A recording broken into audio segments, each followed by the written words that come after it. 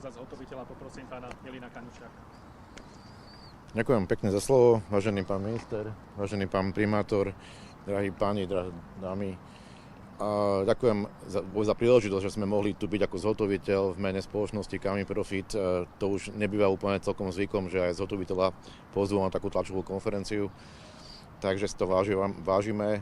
Naša spoločnosť už má za sebou tisícky bytov, nie nájomných, rezidenčných, pôsobíme trošku aj ako developer na slovensko-českom, chorvátskom trhu, ale má za sebou aj stovky nájomných bytov po celom Slovensku. Takže sme radi, že sme mohli ukázať svoju prácu a zručnosť aj na tomto dome.